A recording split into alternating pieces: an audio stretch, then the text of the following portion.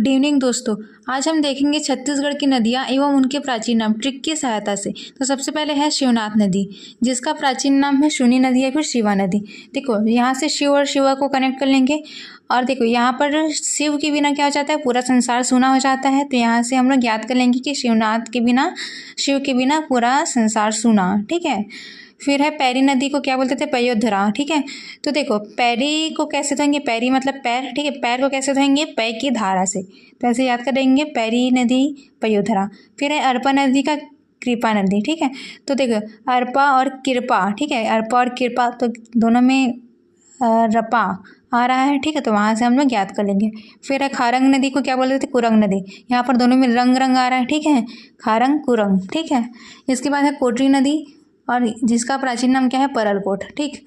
तो यहाँ पर भी कोट और कोट आ रहा है, कोटरी में भी कोट और परलकोट में भी कोट। ठीक। इसके बाद है हसदेव नदी, जिसको हस्तु सोमा या फिर महानद कहा जाता था। ठीक है।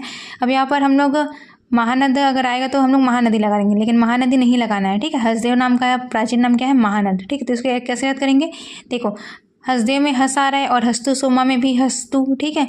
तो यहाँ से हम लोग याद कर सकते हैं हस हस्तु। ठीक है ना। और महानद भी याद रखेंगे। फिर है सोंढूर सुंदराबुद्धि। तो देखो जैसे बंगाली में सुंदर क्या बोलते हैं, सोंदूर। सोंदूर। ठीक है ना। तो इसी प्रकार से सोंदूर मतलब सुंदर। ठीक है। तो ऐसे हम लोग याद कर लेंगे। नेक्स्ट है सबरी नदी, जिसका प्राचीन नाम क्या है, कोलाब। ठीक है। तो देखो क्या बोलते हैं, सबर का फल मीठा होता है। ठीक है। तो यहाँ पर सबरी का सबर ले लेंगे और कोलाब का कोलाब, लाभ। ठीक है। तो सबर को लाभ। फिर है नौवा महानदी। तो महानदी को तीन नाम है। ठीक है। महानदी के तो सतयुग के वायु पुराण में नीलोत्पला, द्वापर युग के स्कंद पुराण में चित्रोत्पला और इसका अन्य नाम कनकनंदिनी है। तो कैसे याद रखेंगे, देखो वायु सतयुग के वायु का वायु ले लेंगे और नीलोत्पला में अनिल ले लेंगे। ठीक है ना।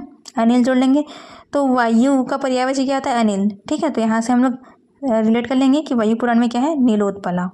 फिर है द्वापर युग का में इसके स्कंद पुराण में चित्रोत्पला। तो देखो द्वापर का हम लोग द्वार लेंगे। ठीक है।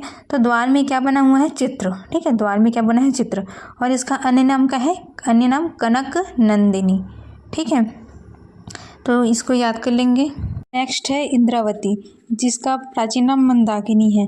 देखो इंद्रावती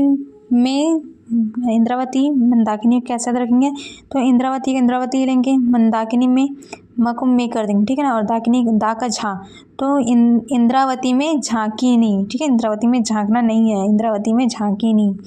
फिर है जोंक नदी। जोंक नदी का प्राचीन नाम क्या है, पलासिनी। जोंक का ले लेंगे जोड़ और पलासिनी का प्लस, तो